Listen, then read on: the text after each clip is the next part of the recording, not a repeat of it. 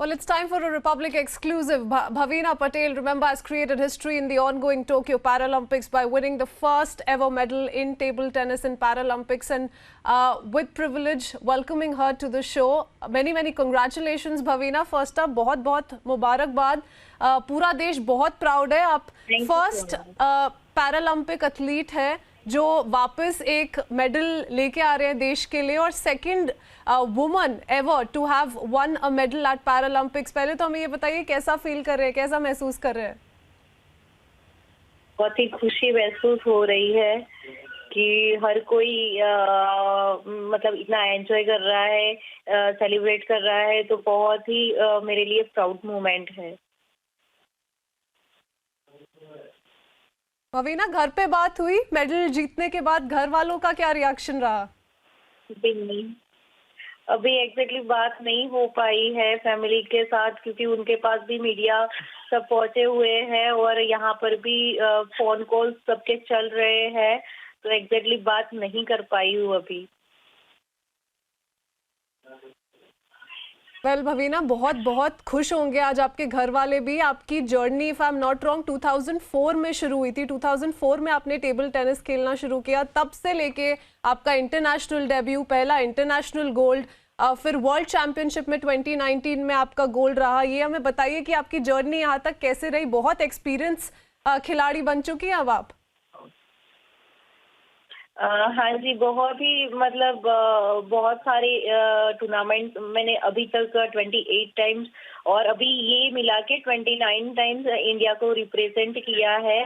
और उसमें से मतलब अभी 23 मेडल्स इंटरनेशनल लेवल के आ गए हैं. और अभी टीम इवेंट भी हम लोगों का 31 से स्टार्ट होगा, तो उसमें भी हम अपना 100% देंगे और मेडल जीतने की पूरी कोशिश करेंगे. भवीना, प्राइम मिनिस्टर नरेंद्र मोदी ने भी आपके लिए एक मैसेज भेजा था. बहुत मुबारकबाद दी आपको, और उससे आपका उत्साह कितना बढ़ा? ऐसा जब जेस्चर देश का प्रधानमंत्री आपके लिए पर्सनली आके मैसेज करे, आपको बधाई दे, इतनी सारी उम्मीदें आप पे थी, पूरा देश बिठा के रखा था, और आज वो सारी पूरी हो गई है.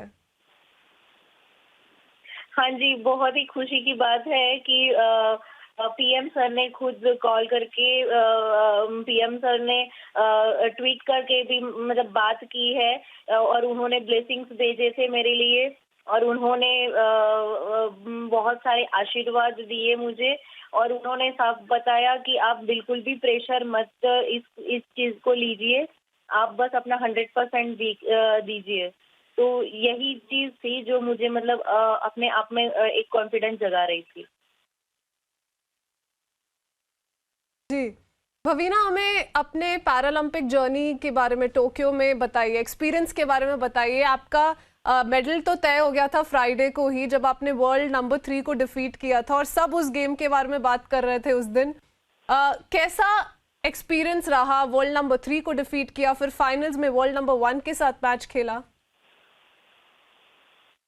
एक एक्सपीरियंस तो ऐसे रहा कि मतलब मैं तो उसी चीज के लिए आई थी इस बार, कि मुझे मतलब मेरे जो अपोनेंट है उनसे ये मेडल तो लेना ही था, मतलब अपने देश के लिए मेडल तो जीतना ही था.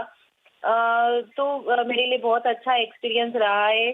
जो रैंकिंग प्लेयर थे, और हर कोई ये बोलता है कि चाइना को हराना बहुत ही मुश्किल वाली बात है, लेकिन इस बार मैंने ये भी प्रूव कर दिया है कि अगर आप सच्चे मन से किसी चीज को डेडिकेशन देते हो और हर चीज के लिए प्लानिंग बनाते हो, तो चाइना के लोग भी एक इंसान ही है.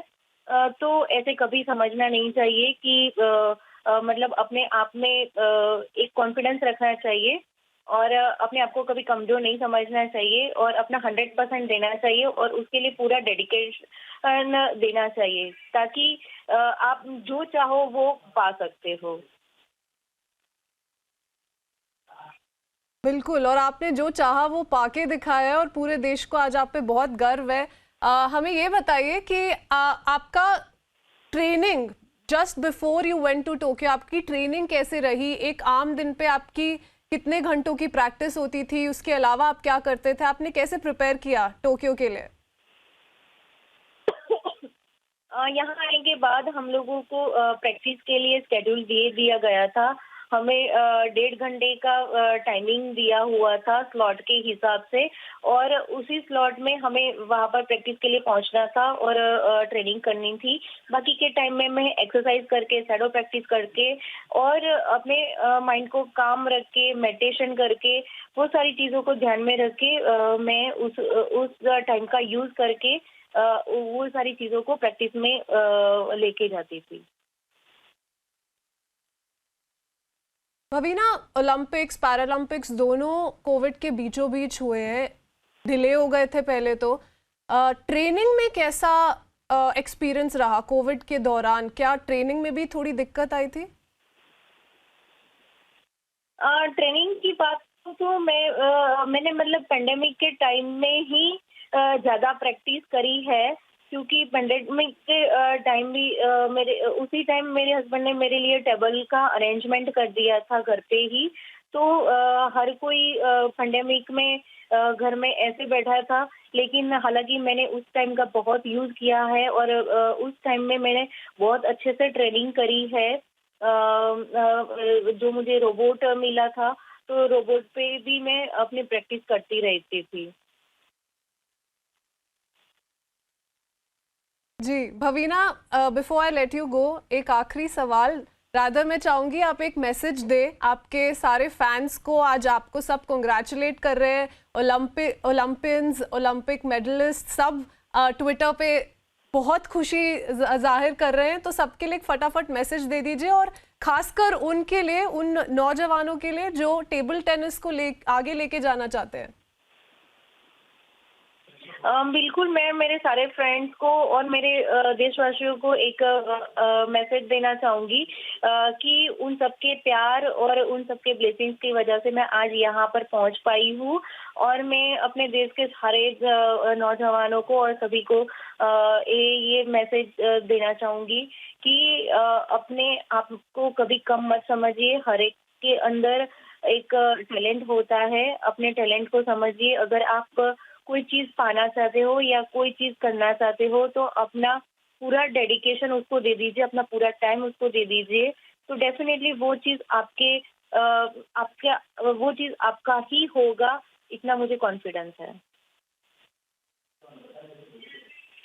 So if you keep working hard and you don't give up, you can't be kept away from success. So that is Bhavina's message. Thank you so much, Bhavina. Congratulations once again. बहुत बहुत मुबारकबाद। जल्दी से वापस आइए ताकि सब आपके साथ ये खुशी मना सके। Thank you for speaking to us. Yeah, sure. Thank you.